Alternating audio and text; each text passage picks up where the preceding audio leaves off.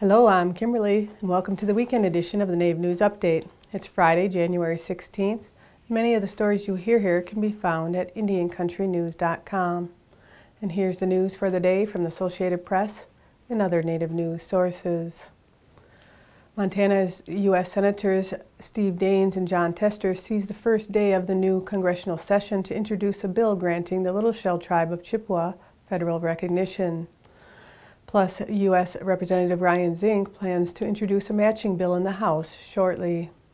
For more than 100 years, the Little Shell Tribe have been subjected to fraudulent treaties and broken promises. The tribe, based in Great Falls, Montana, which has been formally recognized by the state of Montana since 2000, first sought federal recognition from the U.S. Department of the Interior's Bureau of Indian Affairs in 1978. For 35 years, the Interior Department has put up one roadblock after another, dragging its heels for years and then rejecting the tribe's bid.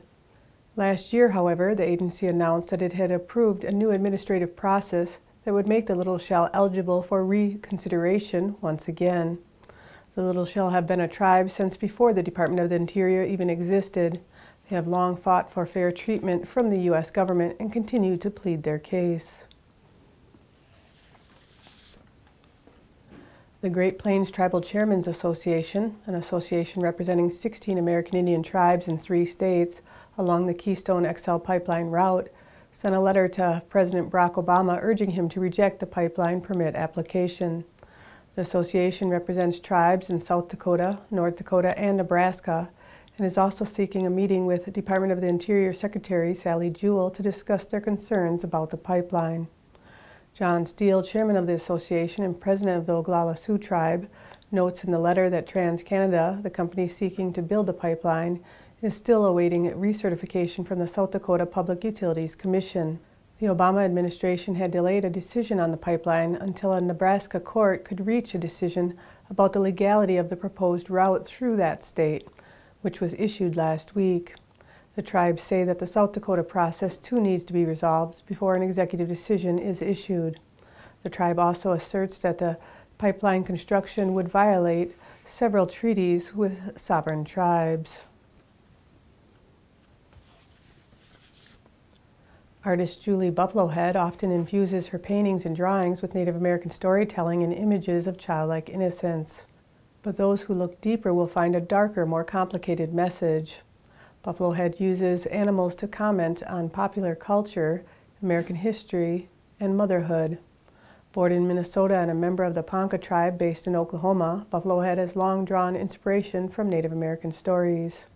She is trying to explore a new form of storytelling, one that uses the playful humor found in Native American culture, but also includes her own very personal experiences and feelings. An exhibit of Buffalohead's work runs from February 6th to March 28th at Highpoint Center for Printmaking in Minneapolis, Minnesota.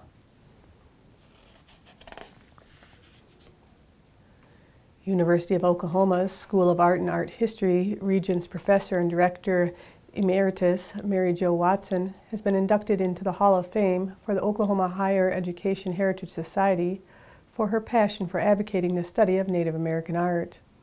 Watson's interest in educating people about Native American culture inspired her to teach the first Native American art history course at the University of Oklahoma in 1980. Since the first class, Watson has expanded the classes offered over Native American art at the university. With the help of Andrew Fallon, she also established the first PhD program for Native American art in the United States. The Oneida Tribe of Indians in Wisconsin has placed a wager with the Yakama Nation in the state of Washington on the Green Bay-Seattle NFC championship game. If the Packers win the game on January 18th, the Yakama Nation will send the Oneida Tribe authentic Yakama wild salmon, apple products, and huckleberries.